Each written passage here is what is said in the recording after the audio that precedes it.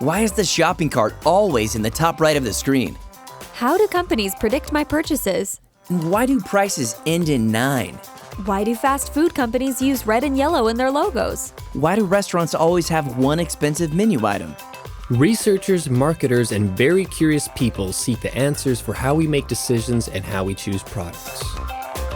Clicksuasion finds the secrets that companies use and shares them with you. Why do I feel better when I bought the last remaining airline ticket? How do I make choices based on colors and fonts? So thanks for joining this talk about measuring uncertainty with hypothetical distance in written language. Let me quickly introduce myself. So my name is Simone Griesser. I'm at the School of Applied Psychology, FHNW. My areas of interest and expertise are in 4 areas. So digital communication, whatever is happening digitally, not just social media, but emails, blogs, chats, you name it. And I'm really interested in leveraging existing data, all the data that we have online for organizational insight. And that's really been at the core of my PhD. So I've made my life quite hard because when I started my PhD, my supervisor wanted me to do interviews. And I thought, well, I've done a lot of interviews in my master thesis and in the applied research projects that I've done. Let me do something new and different. Let me actually use the data that is available. And that has sort of been my credo, my motto for the past 6 years. I've done my PhD at Warwick Business School in the marketing department. So for marketing, brands are very important. So I've looked at the psychological distance of brands, but of course that can be extended to many areas of our lives, as I'll explain later. I'm also interested in customer experience in co-creation. I'm sure you've come across the sharing economy term, so where everything shifts from sort of ownership to its access. So we don't own things anymore, we rent them. So renting is a service experience. So really we are co-creating services. So that's roughly me. So let's, without further ado, talk about hypothetical distance. What is it? In a nutshell, it's the likelihood of an occurrence. What I'm going to talk to you today is a psychological and linguistic perspective. So I'm not sort of going to explain a mathematical, statistical approach about risk modeling. I mean, uncertainty can be looked at from that perspective, but that's not what I'm going to do. I'm going to talk about psychology and language. So as I've said, it pertains to the likelihood of an occurrence. So a couple of months ago, if you would have seen the first picture with this half-empty shelf, you would have been very surprised, and you would have thought, no, that's not happening. That's very unlikely. So for unlikely and uncertain events, hypothetical distance is set to be high. So it would be hypothetically distant. So a couple of months ago, these half-empty shelves would have been very unlikely, so hypothetically very distant. But now this has become a likely and certain event that we don't always find what we need or what we wanted. So the half-empty shelves have become hypothetically quite close. On the other hand, a few months ago, going to the beach with 7 other friends would have been, a plan, something that we can do, and that is likely.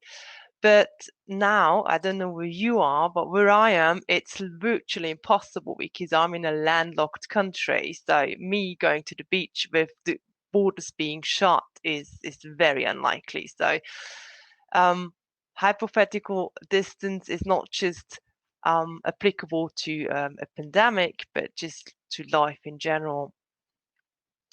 And of course, the nice thing is maybe you're living next in a country that has sea, even in the States that where you can travel where, maybe you're living close to the seaside. So for you, going to the sea might be something that you can do. Maybe not with 7 other people, but maybe with 2 or 3 more people. So depending on where we are and what our current situation is, things are likely or unlikely. And that's the nice thing about this hypothetical distance, that it's a customer-centric measurement. It really puts the individual at the center, because the reference point is a customer's current situation and the previous experiences associated with it. So as I've said, for me, going to the beach is not as likely as probably somebody living in southern Italy, where they've got beaches, or somebody living in Britain, where they've got sea all around the country.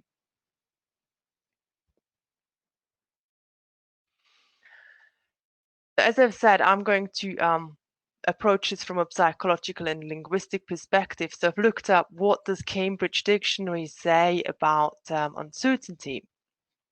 And they say uncertainty is a situation in which something is not known, or something that is not known or certain. So it has that element of ambiguity, the element of not knowing. Of course, being a researcher, I've had to validate that with Collins Dictionary. So Collins Dictionary sort of is a bit more specific about it, in the sense that they say uncertainty is a state of doubt about the future, or what is the right thing to do. So it also has this moral aspect to it. But I really want to draw your attention to the synonyms. So Collins says that a synonym of uncertainty is this unpredictability, this ambiguity, this element of not knowing, of having this vagueness. And that ties in really nicely into hypothetical distance. I'll explain later on why that is, so bear with me. So hypothetical distance, it's not something that I've just come up for this talk. It has empirical studies. Here are 3 of them. There are not that many, because previously the interest in it was not as high amongst researchers. There were other areas that were more researched, maybe because it's also, it's not that easy to grasp. But Waxlack and colleagues, they've looked at hypothetical distance from an information structuring viewpoint. So how many categories would people create? And what they found is that when people were asked to sort a task, sorts items into different categories for unlikely and likely events, they found that people created fewer categories when they thought the event was unlikely than when they thought it was likely. But for unlikely and hypothetically distant events, they included more atypical items, because they created fewer categories, right? And also they picked more general descriptions. Interestingly, when they asked people to complete a picture completion task, the participants who thought they were who were primed, so these were all experiments, people who were primed to think this is a likely event, they were far quicker to complete a picture completion task than those who were in this unlikely mindset. Maybe more interesting for consumer behavior is Todorov and colleagues' study. They looked at preferences. And what they found is that when they gave people the choice between a likely and an unlikely event, people had a preference for a desirable and attractive event in comparison to a doable and a feasible event. But when people were told this is a likely event that is going to happen, then the preference changed. So people preferred an event that was not as attractive and desirable, but rather something that was more doable and feasible.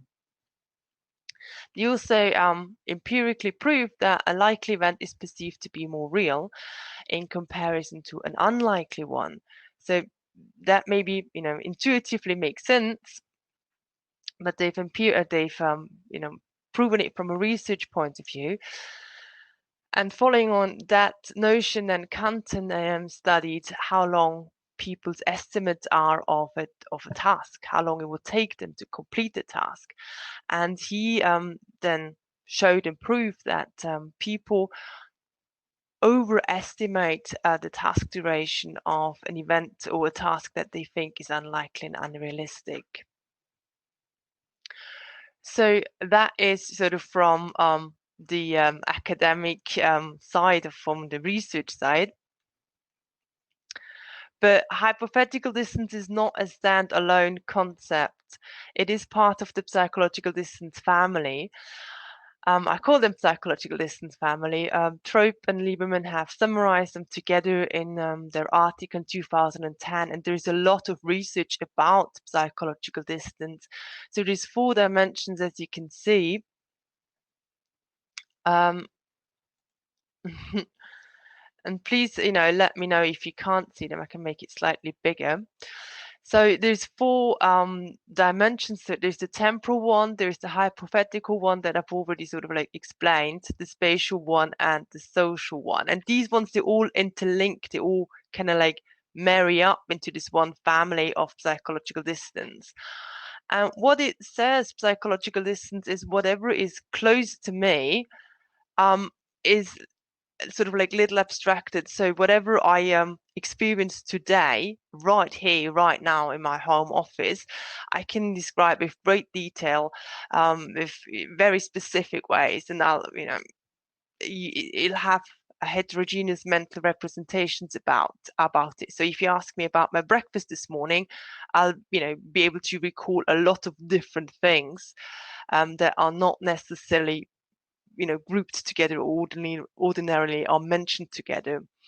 But if you sort of like ask me about my breakfast half a year ago, I'll abstract that memory a lot. So I'll remember that I've had breakfast, but I wouldn't be able to describe a lot of detail. So psychologically distant memories or mental representations, they are essential, they're prototypical. So in that sense, they're homogeneous. And going sort of like back again to the beach example that I've mentioned in the beginning, and we are now sort of like, the now is that we are homebound, wherever that is, versus, we were able to go on holiday and we will be able to go on holiday again. So on a temporal dimension, right? You've got the past and the future, and the middle right now is that, we are homebound, and we aren't able to travel geographically. There is the here, me, landlocked country, versus the there, the beach. How likely is it? And also the social dimension that talks about close versus weak relationship. Most importantly, again, these 4 dimensions, they all influence each other, and they're all part of one bigger construct.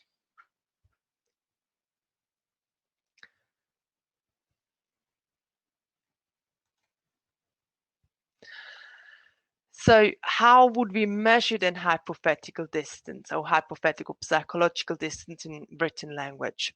Well, there is other ways that you can measure it. Of course, you can measure it on a scale, or you can measure it with the number of categories, as Waxlack and colleagues have done. But what you can do is measure it with language. And interestingly, most of the psychological distance studies have measured psychological distance with language, but they've manually coded it. So I'm suggesting a slightly different approach here. So let's do together a little experiment, a fun experiment. So please, in your inner eye, imagine the word apple. Just picture, what does an apple look like in your inner eye when you have to picture it?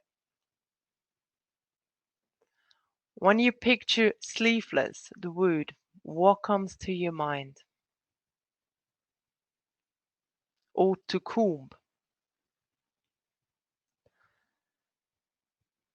So when you picture that, you probably have images similar to that. Maybe the apple is green, maybe it's slightly more yellowish, or maybe you thought about the Apple brand. But sleeveless is something without, sleeves, so, not having a sleeve. To comb is, it would probably involve a comb, or maybe, the hand might be also be able to use to, but, you see what I'm getting at here. So we use concrete language for anything that is psychologically close, that is very easy to access. So we use this type of language for things that are likely, such as having breakfast this morning, that are feasible, that are accessible. Yes, I can still access my kitchen. That are affordable. So this is when we use concrete language for these type of situations or occurrences. Abstract language, on the other hand, is different. So again, let's do this little fun game again. Imagine in your inner eye spirituality. What does the word conceptual look like in your inner eye? And again, picture the verb would. What image do you attach to the word would?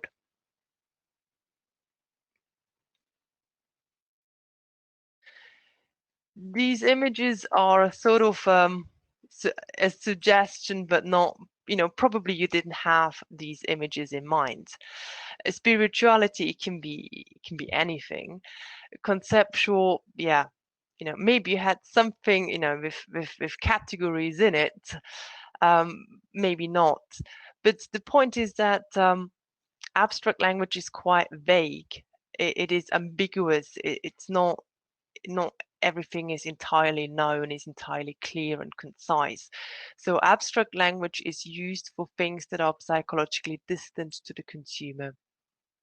And abstract language is used for unlikely events that are attractive and desirable, but inaccessible and exclusive. So let's get down to the nitty-gritty. So having language, how would you then, come from the language to a psychological distance rating? I'll briefly walk through that. For those of you familiar with natural language processing, you're probably familiar with it. So this is an example from my research where I've collected tweets from consumers to H&M. And the tweet reads, "From my fun time in London with photographer at Mecha Photo, skirts and sweater from H&M." Then I'll process this text. I'll remove the links and the at and the emoticons.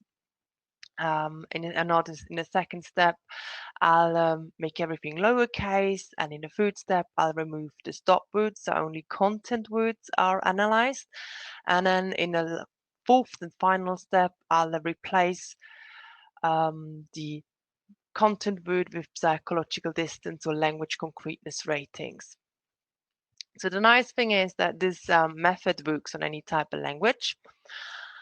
Only content words analyzed, so words that have a meaning by themselves. Because if the word in doesn't have a meaning by themselves, it only has a meaning when it says in the house. So that's roughly what content words are. The psychological distance ratings are from a dictionary, and this dictionary contains 40,000 words. Each of these words has been rated by at least 18 different individuals. So it's not just one or two people who think this is psychologically distant or psychologically close, but rather 18 different people. And then, of course, you can, do a statistical analysis once you've got the numeric values for the text. So the word fun, for example, would be or is psychologically distant and abstract because it has a rating of 1.97, But the word photographer, people can more easily imagine what is a photographer, what does he do, as it has a rating of 4.76, and that is quite concrete, as the rating scale goes from 1 abstract to 5 concrete. So language has been analyzed before. So what can you do with language in general? So language analysis today is analyzed for sentiment. You may have experience with that, or for content. So with sentiment, the language is analyzed surrounding products or services or marketing activities. Is the marketing campaign received well, or is a PR campaign, is that well received or not? Is the sentiment positive or negative? Or customer emails or chats is scanned for certain keywords. When it says a bill question, then the email is rerouted to the accounts department. When somebody says change mobile phone contract, then the customer email or chat or tweet is rerouted to the sales team. So it's really about automating workflow. But as I've said before, language can also be psychologically closer distant, so you can do more with language. You can measure uncertainty, for starters. You can also position your product, your service, your brand, because when a brand is positioned as psychologically close and sort of concrete, then consumers think, oh, this is an affordable brand, I can easily buy this, but price is perceived as a sacrifice. On the other hand, when a brand is positioned as psychologically distant, it is is hypothetically more distant, but it's also more attractive, more exclusive, and price is perceived as a quality indicator.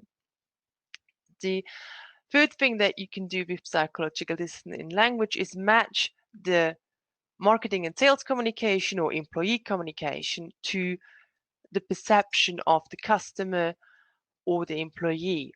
Why would you want to match? Because a matching communication is evaluated more favorably, and also what is communicated, therefore. So a little bit about my own research. I've looked at brand positioning with psychological distance. I've looked at two different types of brands, a luxury and non-luxury. So the logic is that luxury brands would position themselves as psychologically distant because they want to be exclusive and desirable, and they're not comparable. They really don't want to be everywhere. They want to be exclusive. Non-luxury brands, on the other hand, they want to be in consumers' minds. They want to be accessible, feasible. They want to be perceived as affordable, and sort of they provide value for money, for price. So they want to position themselves as psychologically close. And the assumption that I'm making here is that the brand positioning impacts how customers think about these brands. So the whole marketing activities impact the customers in the intended way. So consumers will think that luxury brands are psychologically distant and non-luxury brands are psychologically close. What I've then done, or how I've tested these assumptions, is that I've measured brand and consumer language with the approach that I've explained before. And I've looked at 15 luxury and 15 non-luxury brands. So I've collected the brand language in tweets from 15 luxury, non-luxury brands. And I've also looked at how do consumers respond to these brands on Twitter. So I've got 3,000 brand language tweets and 3,000 consumer language tweets. What I found was, in a way, puzzling, but in a way, confirmatory. So I didn't find the difference in brand language that I thought I would find. But I found that consumers use psychologically close words and concrete language for non-luxury brands, and they use psychologically more distant words and abstract language for luxury brands. So I've sort of then further investigated, well, if there is no systematic difference in brand language, how do brands actually communicate, these 30 brands that I've investigated? And what I found is that Chanel, so going the first figure on the left with the luxury brands, is that there is a big difference. You know, some of them they psychologically distance themselves from consumers, whereas there's other brands they use even more concrete language than consumers use for them. So Chanel is really psychologically approaching consumers. They use more specific and detailed words in their Twitter brand language than consumers use when they tweet them. The same is true for Givenchy, Hermes, Lamborghini, and Moet. Louis Vuitton and Bugatti, they almost match their brand language to the consumer language. But Maserati and Yves Saint Laurent, they psychologically distance themselves. You could say, well, as a luxury brand, it's good to be perceived even more exclusive and even more psychologically distant than the consumers. So in that sense, it might not be this harmful. Non-luxury brands, so that's the figure on the right-hand side, is interesting because a lot of, or 13 out of the 50 non-luxury brands psychologically distance themselves from consumers. So they move further away from consumers. That is really not in line with how they would want to position themselves, because they want to be accessible and affordable and not distant to consumers. And again, there is one brand that matches its communication to the consumer language, and that's Topshop. So that's a little bit from my own research. To wrap things up, hypothetical, psychological distance, and consumer uncertainty. Psychological hypothetical distance measures uncertainty consumers perceive in reference to an event. So that can be COVID-19, but it can also be another crisis. It can be anything. It can be a brand. It can be a product or a service. Psychologically close language indicates a low hypothetical distance, that an event is likely, or that the consumer think this is going to happen. Psychologically distant language indicates high hypothetical distance, that consumers or whoever writes the text think this is unlikely to happen or to take place. So there's two thoughts that I want to leave you with. One is the role of psychological distance in the COVID-19 crisis. We're working on it, me at the School of Applied Psychology at the institute where I'm based there. So based from the previous studies, but of course these studies, they were done A, with experiments, and B, in times where the world was not wrapped in a pandemic. But following these results, we would say that, well, psychologically close and concrete language is used when somebody is really impacted by COVID-19. It's happening in this person's life right here, right now, and to people that the writer, the consumer, emotionally cares about. But if somebody's using psychologically distant and abstract language, the person is not impacted as badly or severely. One could always say that it happens in another time, in another place, to other people that the writer has no connection with. And lastly, I've mentioned this ambiguity that is associated with uncertainty and also with psychological distance, right? Psychologically distant language that is abstract, that is vague.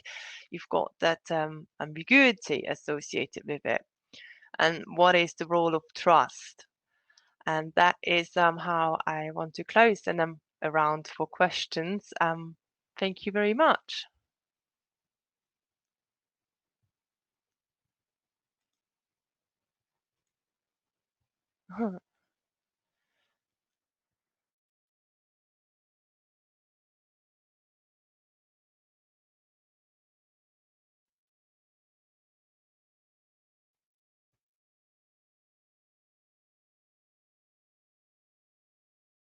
Yeah, I'm just wondering, is there a breakout session for Q&A?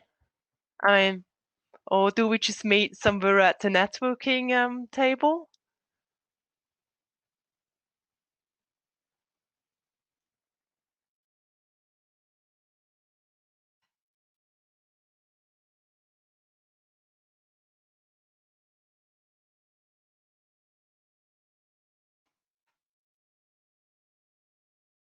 Or can I unmute people?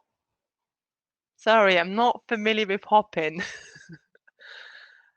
I know how to do this in WebEx and in Zoom.